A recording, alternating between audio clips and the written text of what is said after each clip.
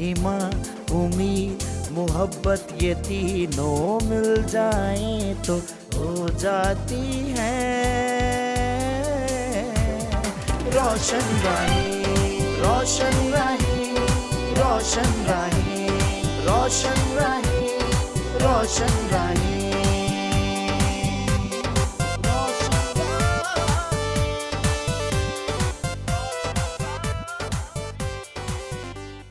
यसु के जलाली और बाबरकत नाम में आप तमाम PMI टेलीविजन देखने वाले नाज़रीन को मेरी तरफ से सलाम। मैं हूं आपकी होस्ट फरा नईम और आप देख रहे हैं प्रोग्राम रोशन राहें। मेरे अजीजों, यसु ने कहा है राह हक और जिंदगी मैं हूं। यसु सच्चाई की वो राह है जिस पर हमें चलना है।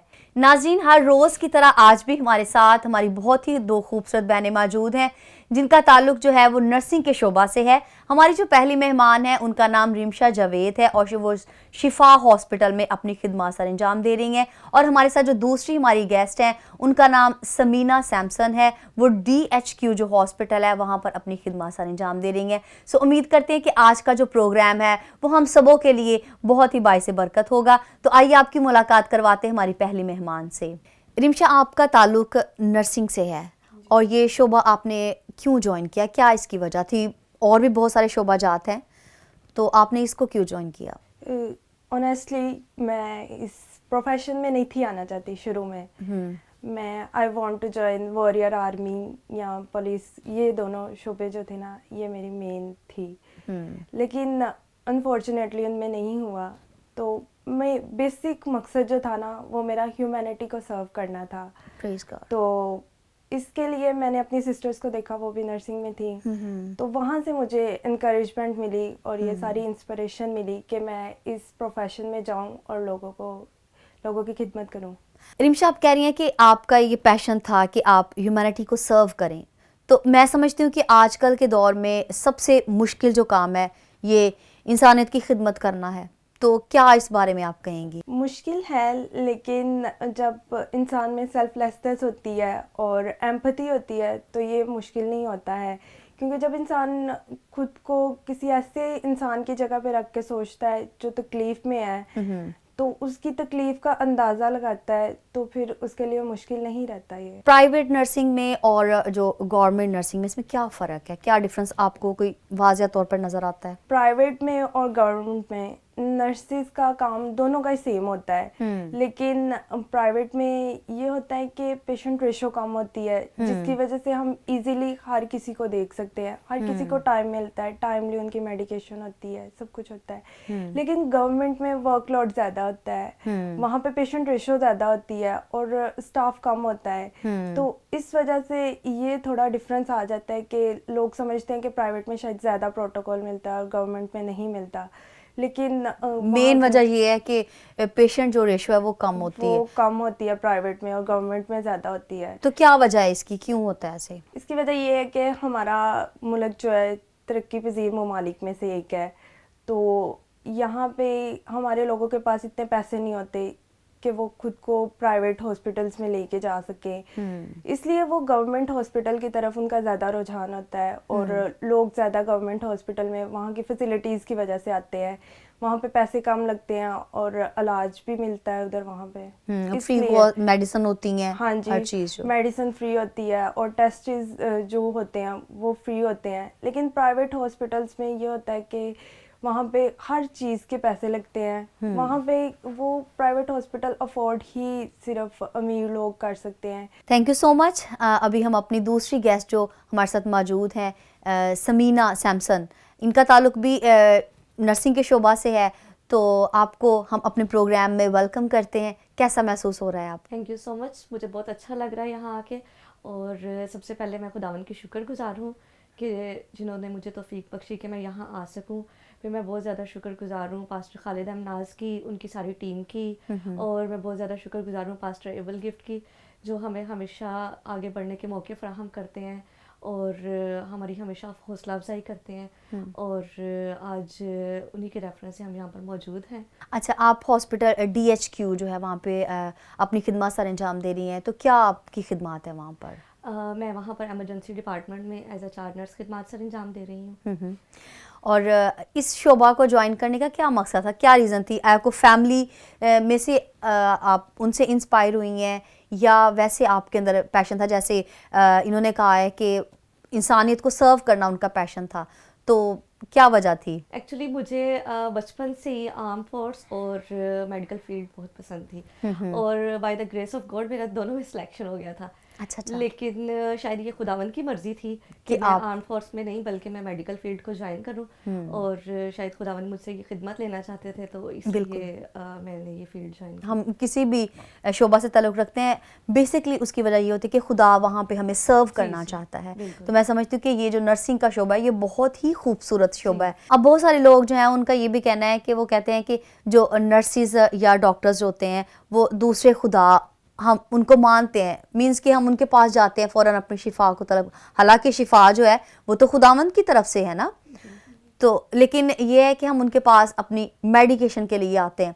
तो समीना आप मुझे बताइएगा कि मोस्टली जब हॉस्पिटल्स में जाते हैं, मेरा अपना भी तजुर्बा रहा है, नर्सिस का और डॉक्टर्स का बड़ा रूड बिहेव होता है, समटाइम रूड बिहेव होता है पेशेंट के साथ, तो इसकी क्या वजह है? जी आप बिल्कुल ठीक कह रही हैं कि समटाइम ऐसा होता है, लेकिन आप ये भी देखें कि गवर्नमेंट हॉस्पिटल में वर्कलोड बहुत ज़्यादा होता है। ठीक है, सुबह से इतने पेशेंट हमारे पास आते हैं, इतने पेशेंट आते हैं कि अब एक बंदा जो है वहाँ पर स्टाफ बहुत कम है। ठीक है, डॉक्टर कम है, नर्सिस कम है, लेकिन उस हिसाब से पेशेंट रेशो बहुत ज़्यादा है। अब जब एक डॉक्टर या एक स्टाफ के पास एक टाइम में 100+ पेशेंट होंगे, ठीक है, तो वो जो पेशेंट आता है तो वो तो ये समझता है कि शायद सिर्फ मैं ही अभी आया हूँ, लेकिन जबकि वो सुबह से इतने पेशेंट्स के साथ डीलिंग कर चुके होते हैं, और बाज़ दफ़ा इंसान होते हैं एग्जॉस्ट हो जाते हैं, एग्जर्शन हो जाती है। ठीक है, तो इस वजह से समटाइम ऐसा हो जाता है, लेकिन ज़्यादातर नहीं,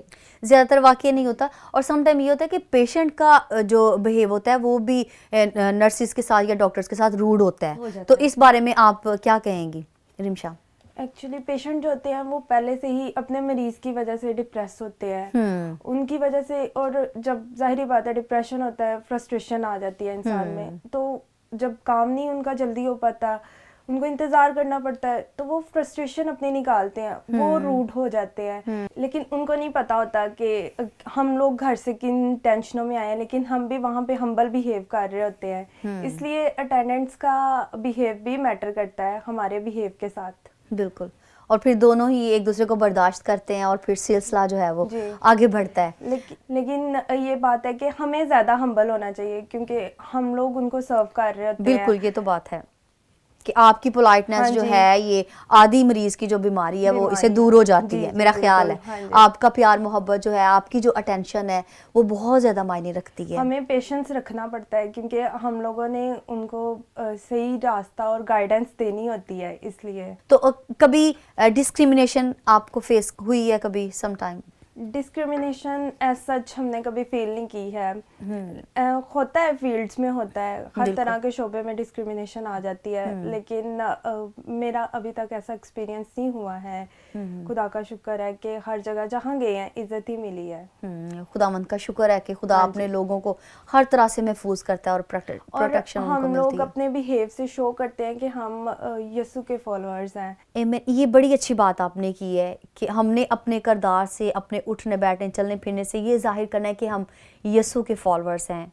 और बाइबल मुकद्दस में लिखा है कि वैसा ही रखो मिजाज जैसा मसीह यीशु का भी था। तो ये ज़रूरी है कि हम उसी राह पर चलें जिस राह की तालीम हमें यीशु ने दी है। इसमें ना आपसे मैं पूछना चाहूँगी, आप गवर्नमेंट नर्स हैं, तो मैं समझती हूँ कि गवर्नमेंट जो हॉस्पिटल्स होते हैं वहाँ पे ज़्यादा फैसिलिटीज़ होती हैं, लोगों को फ्री मेडिसिन मिल रही होती है, उनके टेस्ट फ्री हो रहे होते हैं, इलाज उनका फ्री होता है, हर चीज़ फ्री मिलती है। लेकिन इसके बावजूद लोग प्राइवेट हॉस्पिटल की तरफ जो है वो रुझान ज़्यादा करते हैं, तो इसकी क्या वजह है?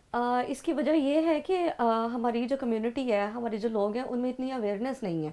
उनको ये है कि शायद हम पैसा खर्च करेंगे तो उसकी वजह से हमें ज़्यादा फैसिलिटीज़ मिलेंगी, ठीक है, जबकि हमें ये चाहिए कि हमें अपने राइट्स को यूज़ करना आना चाहिए। ठीक है, हमें पता होना चाहिए कि हमारा क्या राइट है, हम उसको कैसे यूटिलाइज कर सकते हैं। ठीक है, आप किसी डिपार्टमेंट में जाते हैं, मोस्टली ये होता है कि गवर्नमेंट डिपार्टमेंट जो है, गवर्नमेंट सेटअप, वो बहुत बड़े बड़े होते हैं। वहाँ आप जाते हैं, आपको ये नहीं पता होता एक बिल्डिंग से दूसरी बिल्डिंग तक जाना है, कैसे जाना है। ठीक है, तो आपको अगर आप वहाँ जाते हैं, आपको इतनी अवेयरनेस है, आपको पता होना चाहिए कि आप कौन सा काम कहाँ से करेंगे, आपका कौन सा काम किस तरीके से होगा, ठीक है। इसके लिए आपको क्या प्रोसीजर करना चाहिए। आप अगर अपना सारा काम लीगली आप करते हैं तो कभी भी ऐसा नहीं होता कि आपका काम कोई रह जाता है, ठीक है। आपको हर फैसिलिटी मिलती है, आपको मेडिसिन मिलती है, आपका ट्रीटमेंट प्रॉपर टाइम पे होता है, ठीक है। आप डॉक्टर से, स्टाफ से, जिसके पास भी आप जाना चाहें, जिस तरीके से भी आप जाना चाहें, आप चले जाते हैं। लेकिन इसके लिए ज़रूरी है कि आपको अवेयरनेस होनी चाहिए, ठीक है। आप यूटिलाइज करें अपने राइट्स को। मीन्स आपको अवेयरनेस होनी चाहिए कि किस तरह से आपने जो है वो फर्स्ट स्टेप कैसे लेना है, सेकंड, थर्ड, जी। इस तरह से। आप रिमशा इस बारे में क्या कहेंगी? एक्चुअली ना गाइडेंस की कमी है गवर्नमेंट हॉस्पिटल में कि प्रॉपर चैनल के थ्रू कैसे जाना है। और प्राइवेट हॉस्पिटल्स में ये है कि सेटअप छोटे होते हैं, हर जगह टैग्स लगे होते हैं कि इस साइड जाएं आप, वहाँ पे गाइडेंस अच्छी मिलती है। इसलिए फिर पेशेंट जो होते हैं वो अपना टाइम बचाने के लिए ना तो प्राइवेट की तरफ ज़्यादा आते हैं क्योंकि वहाँ पे गाइडेंस बेहतर है। हाँ, ये बात तो है कि मीन्स वहाँ पे इंफॉर्मेशन ज़्यादा होती है और लोग अपना टाइम की बचत के लिए जो है फिर वो रुझान जो है ज़्यादा प्राइवेट की तरफ कर लेते हैं। स्मिना, आप मुझे बताइएगा कि मिडवाइफ नर्स और जो जनरल नर्सिंग है उसमें क्या डिफरेंस है? अगर मतलब कोई इस वक्त जो लोग हमें देख रहे हैं, मे बी कोई डिज़ायर कर रहा हो कि मैंने मिडवाइफ करनी है जनरल, तो इसमें आप डिफरेंस बताएं ज़रा। एक्चुअली डिफरेंस ये है कि जो मिडवाइफरी है उसमें हम टोटली गायनी से हमारा रिलेशन होता है, ठीक है। हमारे पास जो पेशेंट आते हैं वो सारे गायनी के आते हैं, हम सारा जो है वो गायनी का डील करते हैं। लेकिन जो जनरल नर्सिंग है उसमें हम ओवरऑल हमारे पास सारे पेशेंट, हम हर तरह से हमें ट्रेनिंग दी जाती है कि हमारे पास किसी भी किस्म का कोई पेशेंट आता है, वो चाहे कोई एमरजेंसी है, कोई हाइपरटेंसिव है, कोई चाहे वो कार्डिक पेशेंट है, चाहे वो कोई किडनीज का पेशेंट है, वट ठीक है, उन सारे पेशेंट्स को हमने जनरल नर्सिंग में डील करना होता है। और मिडवाइफरी में हमने सिर्फ गायनी के पेशेंट, सिर्फ गायना के जो पेशेंट होते हैं उनको आप डील करते हैं। रिमशा, इस फील्ड में आने के लिए कौन से सब्जेक्ट जो हैं वो हमें चूज़ करने चाहिए ताकि हम इजीली जो है वो इस शोबा को ज्वाइन कर सकें?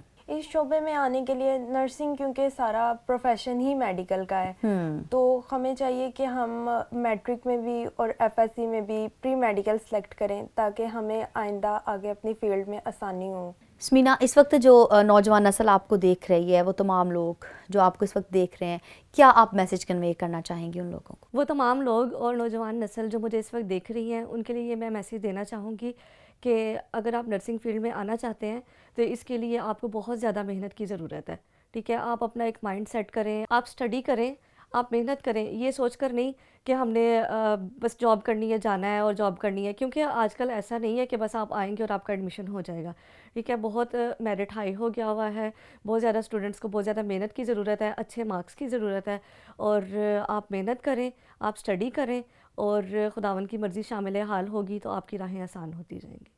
आमीन, प्रेज़ गॉड। जी रिमशा, आप क्या कहना चाहेंगी? मैं तमाम नौजवान नस्ल को यही पैगाम देना चाहूँगी कि हमें सबसे पहले अपना गोल सेट करना है और उस गोल को अचीव करने के लिए हमें मेहनत करनी है। और क्योंकि अब मेरिट बहुत हाई हो चुका है नर्सिंग का, इसलिए हमें सिर्फ अच्छा स्कोर नहीं करना, बहुत अच्छा स्कोर करना है ताकि हम उस मेरिट पे पूरे उतर सकें। और इसके साथ साथ हमें अपने बिहेवियर को भी अच्छा करना है ताकि हमारी आगे जाके, क्योंकि नर्सिंग के फील्ड में हमने बहुत सारे अटेंडेंट्स को डील करना होता है, लोगों को डील करना होता है, हम अपनी डीलिंग्स को बेहतर बना सकें।